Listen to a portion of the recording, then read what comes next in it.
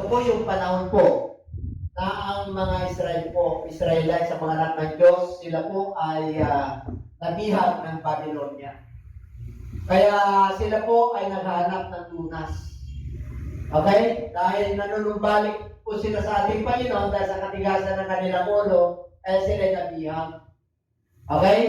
Because they were hard, high-minded, stiff-necked, and stubborn.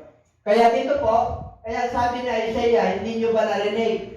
Kilala na nila yun eh. Mula Genesis, Exodus, Leviticus, Numbers, and Deuteronomy.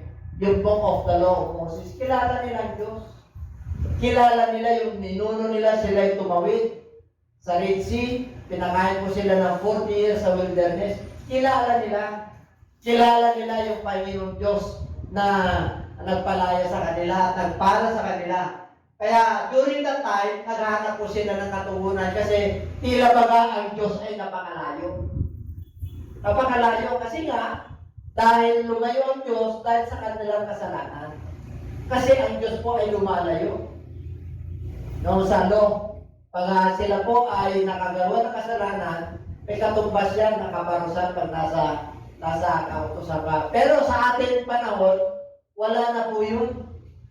O mga Hudyo po yun, tayo po ay wala ng Hudyo, wala ng Grego, wala ng Hintil. Kasi sa pagdating ni Jesus Christ, sa cross, nag-suffer po siya. Okay? Kaya wala na tayo sa kautusan. Nandito na po tayo sa pananampalataya. That's why we are justified by faith.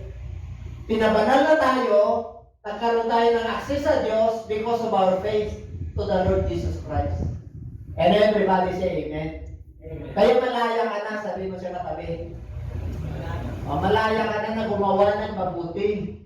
Malaya ka na natanggapin yung mga pagpapala ng Diyos at pangako ng Diyos. Hindi ka malayang magkasala muli. Hindi. Yung iba, umaabuso eh. Kung malaya ka na, pinalaya ka na, pinatawad ka na, pinagpala ka na, enlightened ka, bumabalik kagaya ng mga anak ng Diyos sa Old Testament. Pag nakanta nila, natamasa nila yung pagpapala ng Diyos, nakakalimot sila. Kaya nabibihag po sila. Sa atin po, dahil sa biyaya na tayo, kahit na minsan matigas ang ulo natin, nagkakamali, nagkakasala tayo, pero mga man of God, may Church of God, pero ginagamit ng Diyos upang paalalahanan tayo sa ating mga pagkakamali at kasalanan.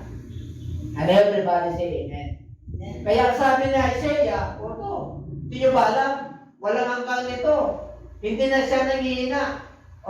Hindi siya napapagod. Ibig sabihin, tutukunin niya kayo. Bakit po? There is no searching of his understanding. Hindi matarong yung kanyang pagkakilala, yung kanyang unawa. Kaya-kaya kayong pagpalain. Kaya-kaya kayong papalikin. Yun ang ibig sabihin ni Isaiah sa mga anak niya. Ngayon, sa susunod na verse. Basahin natin, nakikita nyo? Sige, basa. Given power to the faith and to them that have no mind, He increases the strength. Bibigyan niya sila ng mga kapangyarihan, yung mga nanghihina. At yung mga walang kakayanan, walang lakas, sila ay bibigyan niya ng lakas.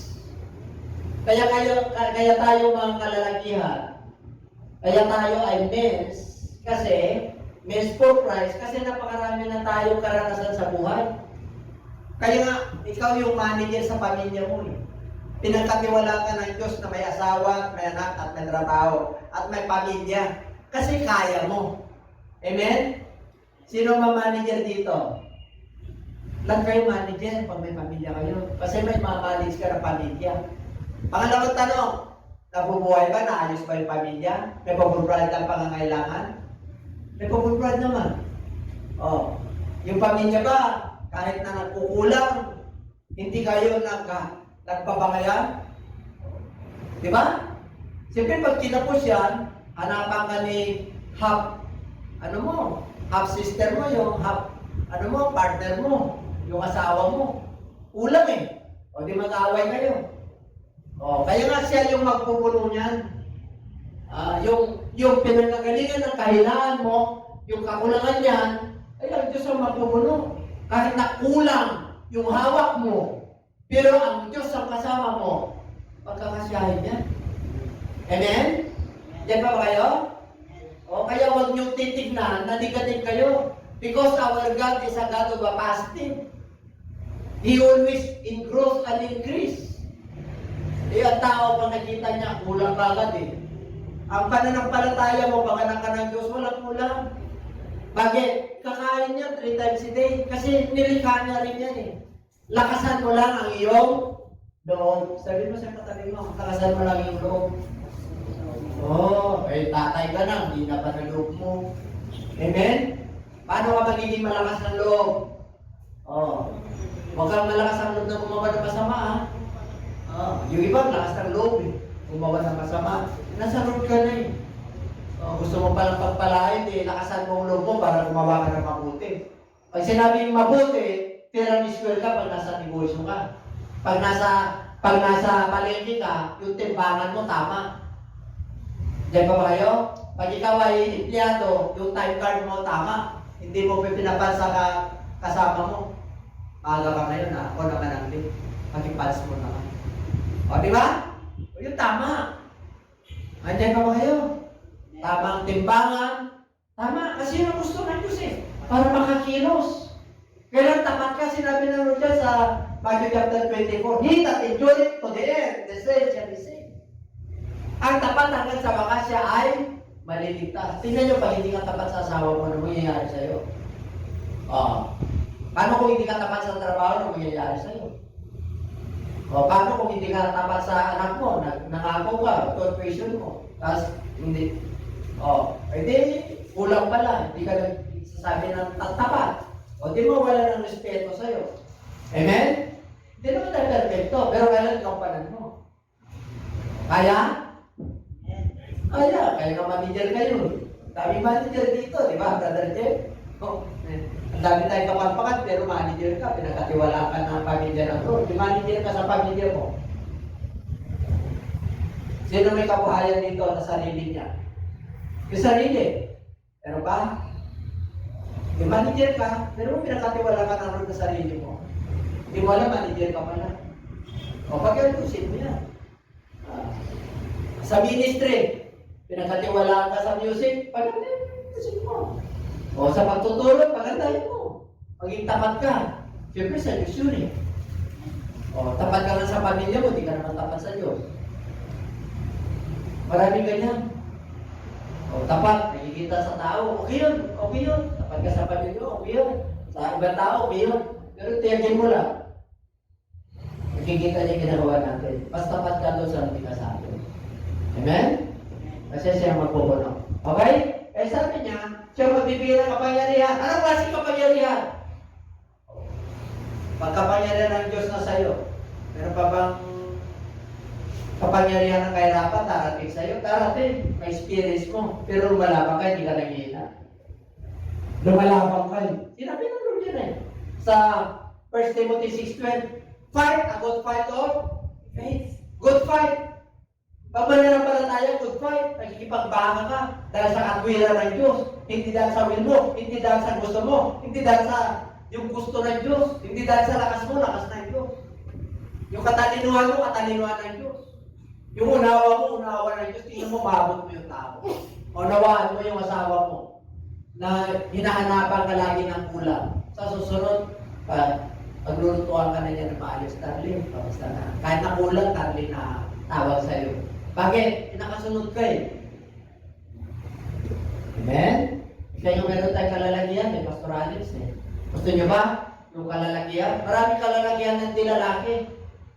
Ang kalalakihan ng lalaki, yung lalaki ka, na kalalakihan, ibig sabihin, yung mga problema, uno sa buhay na darating, naharap mo. Kasi tunay kang lalaki. Yun ang tunay na lalaki, di sa redor. Diba? Ito, ang tunay na lalaki. Kadway ka. Hindi. Daming umiyak eh, ang daming nagagisa ng plato. Hindi tunay na lalaki yun. Pag nagsalita si Commander eh, nandun sa ilalim ng saya. Ang tunay na lalaki, inaharap niya yung mga bundok na problema. Inaharap niya at kasama niya ang Diyos na nag-arap. Relax lang kayo ha. Huwag kayo mag-alala sa pagkain natin. Sabi mo kay Mrs., huwag ka mag-alala. Kasama natin ang Diyos. Diba? May posible ba sa Diyos? Wala. Hindi pa ba kayo? Masarap pa yung mangarap libre. Mangarap ka na kasama mga Diyos, libre pa. Pero magkaroon ng reality. Yan ang pananampalataya. Ang pananampalataya ay yung mga bagay at katunayan yung mga bagay na darating na hindi nakikita. Isang araw dahil sa pananampalataya mo sa Diyos, makikita mo yung tunay. Nandiyan na pala. Amen? Yung pinag-usapan naman pala namin ni Bishop, totoo pala. Kala ko, ano pangarap lang. Inalabit ko lang yung ano ko. Sinabi ko lang na nagpa-part-time ako dahil pumunta ako sa men's fellowship. Kumilos ang Diyos eh. Kumilos eh. Ang sarap, di ba? Yun yung patutungo sa buhay. Amen? Yung iba eh, pagpatutungo yan. Kung gusto nyo na tuloy-tuloy, yung mga pagpapala, huwag nyo kalilimutan yung nagpapakain, nagbibigay ng hangin, nagbibigay ng buhay. Pag tumating sa inyo yung 20,000, abay, yung 2,000 kayo. Kung saan yung sa mga tarupan, yan to. Sa San Carlos ka, bigay mo doon sa church mo ron. Uy, may 2,000 ha. May 2,000 si Pastor Alice. Hindi kay Pastor Alice yun sa church. Amen? Para kaya pag nagbibigay kayo sa church, kung siya ang pastor doon kayo nagbibigay. Siya hindi nagamit. Amen? Nandiyan pa ba kayo? Yung maliit eh. Pinapalaki ng root eh. Hindi ka napapagkatiwalaan. Kailangan tuloy-tuloy yung agos ng buhay. Amen? Pati yung pananaw mo sa buhay, nilibilat na eh. Bakit? Yung pananampalataya mo na dati maliit, pinapalaki ng Diyos. Amen? Pinapalakas ng Lord yung loob mo para makuha mo yung mga saganang pagpapala ng Diyos at pangako niya. Ito na yung umpisa. This is the turning point. And everybody say, ilan lang tayo rito, 15 sundalo ng Diyos, pero 4 na commander sa mga tarim, yung mga anghel sa mga tarim, nandun.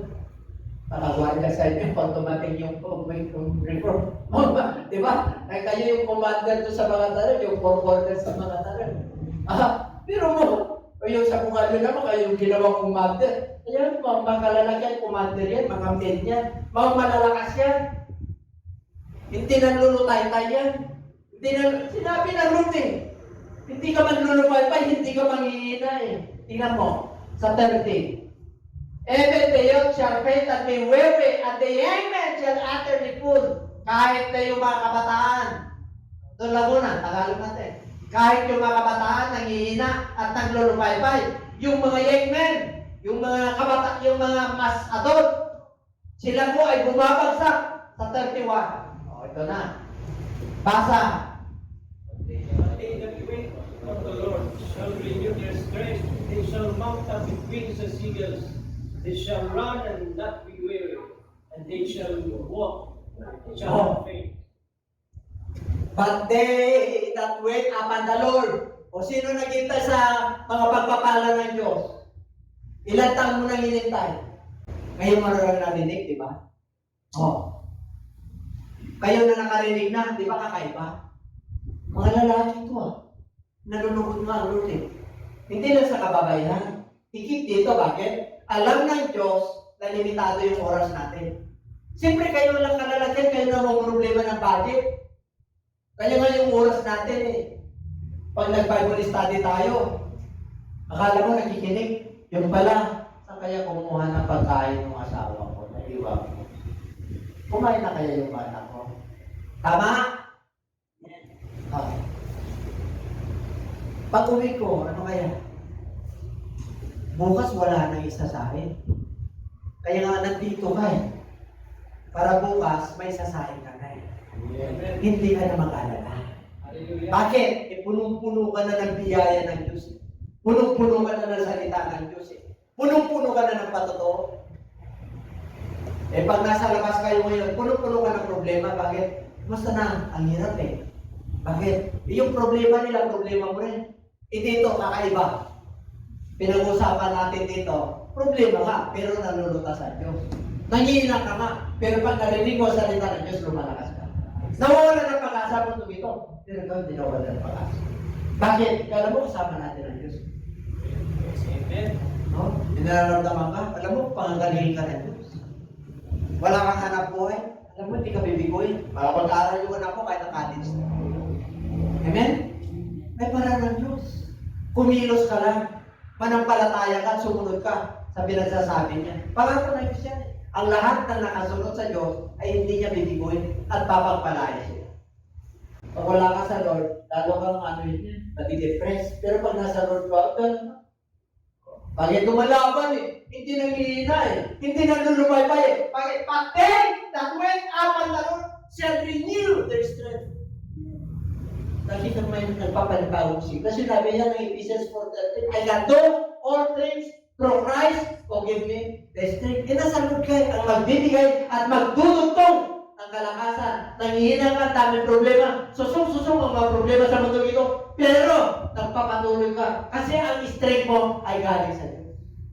Hindi na galing sa iyo. Diyos na yung kalakasan. Oh, okay.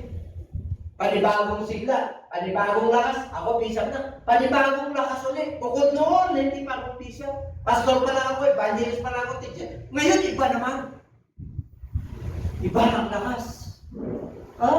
Alam nyo, ano yung agila natin kanina? Yung awit? May agila, di ba? Yung kanilang pakpak, hindi umano. Tapos, eagle sweep. Naku, kaya pala agila yung ating emblem, Di ba sa Amerika yung kanilang flag, agila? Yung pala. Meron palang simbolo yun. Yung ibang bansa, yung mga yayamang bansa, yun. Yung iba, dragon naman. Anong gusto mo, dragon, yun, o agila? Pumabae lang, tingnan mo yung agila, yung mga naghihintay sa lakas ng Diyos, they shall mount up as wings, as eagles. Sila ay pumapailan ng lumilipad kagaya ng agila.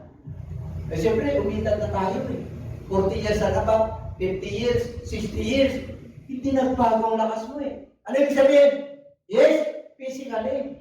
Medyo nagbabago, may nararamdaman ka. Pero spiritually, ang lakas mo. Alam niyo, pag malakas ang spiritual mo, sumasama pati physical. Pati physical, pag nanghihina yung soul mo, yung spiritual mo, damay apektado yung physical mo, di ba? Pero pag na-inspire ka, kasama mo ang Diyos, tingnan mo ang lakas mo. Parang wala kang nararamdaman. Pag mananampalataya ka, lumalabang ka Para kang agila. Alam niyo ba ang katangian ng agila? Alam niyo ba kung ilang taon ng agila? Spotlight ng agila. May idea kayo? Umabot ng 100 years yan. Ang agila pag nagpapanibagong sigla, pati yung kanyang feeders ay pinapalitan niya, pati yung kanyang tip, yung kanyang tuka. Nagpapanibagong sigla yan. Pag siya ay pumupunta na sa bundok, nandun siya nagsusolo. Bakit? Pinapagpag niya yung kanyang mga feeders para palitan, magpapanibago. Yung kanyang tuka na talagang kalyado na, kanyo na. Siyempre tagal na nagdadagit yun Pupunta sa bundok yun at ganun-ganun niya hanggang tutubo ang panibago. Kaya nagkaroon sila ng additional life. Ganun din po tayo, pag Kristiyano tayo. Kahit na physically, ay 40 years old, 50 years old, 60, pero yung lakas ko parang agila. Kasi kasama ko sa pananampalataya ko si Jesus Christ. Alam niyo ang blessing ng Lord? Trumabawa sa basan niya, siya magbabayad sa inyo. Ay sa susunod, yung pinag-usapan natin meron ka ng income, fixed income. Magtaka ka habang humahayop ka sumasama ka sa gawain ng Lord Ang nanalangin ka, nagsishare ka, nagme-meditate ka Mamaya-maya, nandiyan na sa iyo. Bakit? Ikakambal na pagpapalay pinagawa mo, nalulungod ang Diyos. Pag nalulungod ang Diyos, bibigyan ka talaga, pagagalingin ka, papagpalain ka, payapa, kagalakan, protection, nandiyan sa iyo. Bakit? Nakasunod Paano ka makasunod? Ano dapat natin gawin? Sabi niya, they shall mount up with wings as eagles. They shall run and not be weary. Ilan taong ka ba naman sa pananampalataya? Ilan taon sa pananampalataya, Pastor? Di ba? Ako, 1981 lang. Pananampalataya ko, nandun pala ko sa tatluhan bahagi yun. May training din. Pag sinabing training, Trinity, tatlo Diyos. Isa Ama, isa Anak, isa Holy Spirit. Di nila lang, isa lang yun. Kaya iba, pag tumatawag, ama ko, iba yung anak. O ilan ang Diyos mo sa imagination mo. Ang Ama, Espiritu, wala nakakilala sa Kanya, kundi yung bubaba, siya nagpakilala kung sino siya. Amen? O, kaya totoo yung Diyos natin, kumikilos. Kaya kahit na mag-train ka sa long distance, gagaling. Bakit? Direct access ka sa Diyos eh. Hindi yung maraming pinagtataanan eh. Amen? O, direct ka na. Brad, anong kailangan mo? Kagalingan? O, sige, direkta tayo sa Diyos. Manalangin tayo. Saan ka ba naroon? Dito. Nakahilatay ako sa panig ng karamdaman. O, sige. I-loudspeaker mo na lang dyan, makinig ka, mag-pray ka. Mamaya magaling ka na eh. Bakit? Diretso lunas yun eh. Pag pinag-pray mo, kumilos sa Diyos, diretso sa'yo yung kagalingan eh. Ganun din pagdating sa katawan. Amen? Diyan pa ba kayo? Masarap kaya. O ano sabi dyan? They shall run and not be weary. Diba? Pag sinabing men, panglalaki ka. Pagpakatatag ka. Pag dumating yung problema mo, mas matatag pa si Missy sa'yo. Darling, huwag kang magalala. Sabi ni Missy. Kaya natin yan. Kaya dapat ikaw maging courage kay Missy. Tayak tayo!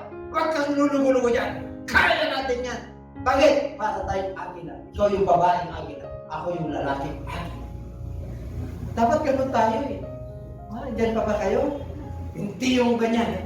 Yung mga anak natin, mga eclipse yan. Anak nag-agila. Kaya pagdating ng panahon, agila class. Meron akong pastor eh. Agila class. May may-ari na yun. Diyan pa ba kayo? Ang lahi ng agila. Kapatid nyo ba yung si Fernando po? Si Agila? Hindi nyo napanood. Diyan pa ba kayo? Yung lahi niya, babae yun. Kaya taging Agila. Apelido po yung Agila. Pero yung Agila na literal, hindi mo, tapos spiritual na igit ka, ay strength mo kay Lord. Kaya hindi mo, kahit na 63 ka na, kahit na 70 ka na, kahit na hayo ka ng hayo, yung isip mo, yung imagination mo, parang hindi tumatanda eh. Hindi tumatanda eh. Bakit? I-praise lagi, alam mo, nandiyan si Lord sa iyo. Hallelujah, praise the Lord. Isa na, Lord, natisipin mo ako ng ng betan sinasabi ni Bishop, prepare lang, kalabigin ko lang yung kapag-anak ko, yung lolo ko, na yung kanyang kayamanan, tinatago niya, ilabas niya na. O, dapat gano'n eh. Pero ba yung lolo, na yung kayamanan niya na nasa poste, ipalabas mo na, para ikaw ang magkinapang.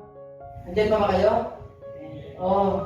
Pag nakamatayan nyo, di nyo alam kung saan niya ipinaon. Ngayon pala, kalkalin nyo na. Sa yung last will at testament mo, lolo. Tawa na yung tatay mo naman. Ano pa bang last will at testament? Kayo ba meron? Wala pa. Kasi wala pang pamamana. Pag nasa Lord ka, ano sabi ng Bible? Ang magulang ang nagpapamana sa anak. Ngayon, iba, baliktad. Ang anak ang nagpapamana sa magulang. Kaya inutusan niya na rin magulang. Kung gawin mo tayo, magsalok ka. Kung gawin mo, magkarpintero ka. Ganun ba yun? Dito. Ang patron ng Diyos, hindi nagbabago. Kung gusto mo ng blessing, ang pattern niya sa bahay mo. Diyos, tatay, nanay, panganak. Katulong. Baka mamaya yung mayor tumaon mo eh. Mas mataas pa sa inyo. Diyan pa ba kayo? Yun ang patron ng...